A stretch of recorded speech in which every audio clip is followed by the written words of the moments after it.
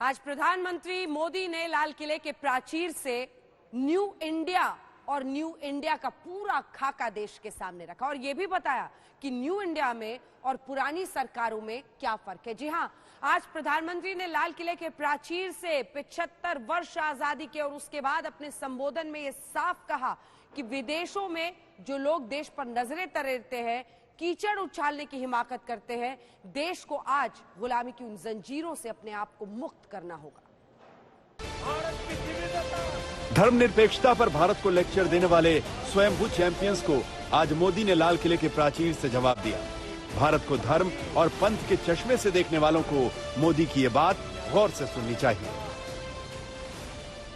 Mother of democracy है और जिनके जहन में लोकतंत्र होता है वे जब संकल्प करके चल पड़ते हैं वो सामर्थ्य दुनिया की बड़ी बड़ी सल्तनतों के लिए भी संकट का कान लेकर के आती है। ये मदर ऑफ डेमोक्रेसी, ये लोकतंत्र की जननी हमारे भारत ने सिद्ध कर दिया कि हमारे पास ये एक अनमोल सामर्थ्य है। मोदी का प्लान तैयार है नए नैरेटिव के साथ, जिसका मतलब है कि कोई खतरा नहीं, क्योंकि 130 करोड़ हिंदुस्तानी एक साथ हैं। एकता और एकजुटता, 130 करोड़ देशवासियों में एकता, न कोई अपना न कोई पराया। एकता की ताकत एक भारत श्रेष्ठ भारत के सपनों के लिए इतने बड़े देश को उसकी विविधता को हमें सेलिब्रेट करना है। इतने पंथ परंपराएं ये हमारे आन बान शान है। कोई नीचा नहीं कोई ऊंचा नहीं है, सब बराबर है। कोई मेरा नहीं कोई पराया नहीं, सब अपने हैं।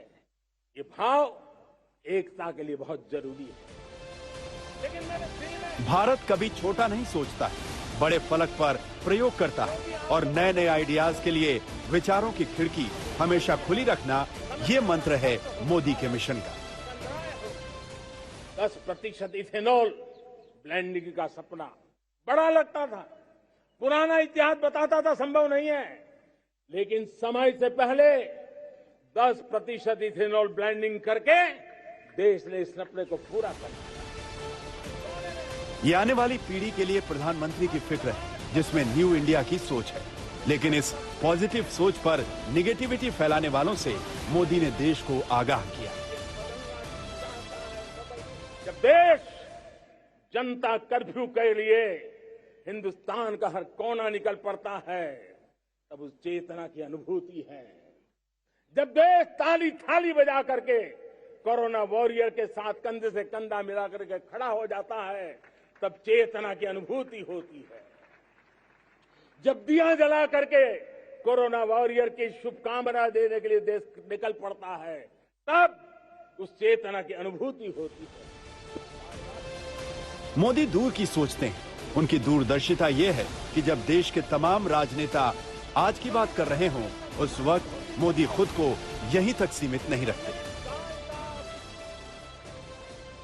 हम 5G के दौर की ओर कदम रख रहे हैं। बहुत दूर इंतजार नहीं करना होगा, हम कदम मिलाने वाले हैं। हम ऑप्टिकल फाइबर गांव-गांव में पहुंचा रहे हैं। डिजिटल इंडिया का सपना गांव से गुजरेगा, ये मुझे पूरी जानकारी है।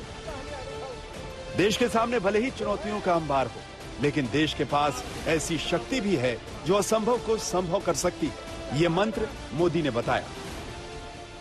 आप संकल्प लेकर के मेरे साथ चल पड़िए साथियों, तिरंगे झंडे की शपथ लेकर के चल पड़िए। हम सब पूरी ताकत से लगे आए। बड़ा संकल्प, मेरा देश विकसित देश होगा, डेवलप कंट्री होगा, विकास के हर पैरामीटर। लाल किले से नरेंद्र मोदी ने एक भावुक अपील भी की। ये अपील देश की नारी शक्ति के लिए है। शायद लाल किले का विषय नहीं हो सकता है, लेकिन मेरे भीतर का दर्द मैं कहां कहूंगा। देशवासियों के सामने नहीं कहूंगा तो कहां कहूंगा। और वो है किसी न किसी कारण से हमारे अंदर एक ऐसी विकृति आई है, हमारी बोलचाल में, हमारे व्यवहार में, हमारे कुछ शब्दों में हम नारी का अपमान करते हैं।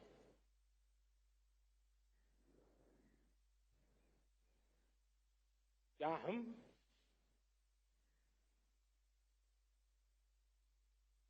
स्वभाव से, संस्कार से, रोजमर्रा की जिंदगी में नारी को अपमानित करने वाली हर बात से मुक्ति का संकल्प ले सकते हैं? परसेप्शन बदल देने वाली यही सोच मोदी के भरोसे को बढ़ाती है। अगर लोकप्रियता के ग्राफ में मोदी की रेटिंग हाई है तो उसके पीछे एक बड़ी वजह है जनता से उनका सीधा कनेक्ट। इंडिया टुडे ग्रुप और सी वोटर के सर्वे में देश का मिजाज मोदी की लोकप्रियता पर मुहर लगाता है। सर्वे के नतीजे बताते हैं कि 2024 चुनाव के लिए 53.4% लोग नरेंद्र मोदी को पीएम मान रहे हैं, जबकि उनके मुकाबले राहुल गांधी को सिर्फ 9.3%, वहीं अरविंद केजरीवाल को सिर्फ 6.5%। अगर देश के सबसे बेहतर प्रधानमंत्री की बात करें तो देश का मिजाज बताता है कि मोदी को 44.5% लोग पसंद करते हैं। अटल बिहारी वाजपेयी को 17.2%, इंदिरा गांधी को 13%, मनमोहन सिंह को 8.3% और जवाहरलाल नेहरू को 5.4%। यानी इस मोर्चे पर भी दूर दूर तक कोई मोदी के सामने नहीं टिकता। कहते हैं सियासत के बाजार में मोदी बेस्ट ब्रांड है, ऐसा ब्रांड जो अकेले पूरे विपक्ष को घेर देता है, जो देश के दिलो दिमाग में उतरने का कोई मौका नहीं छोड़ता। आज तक ब्यूरो।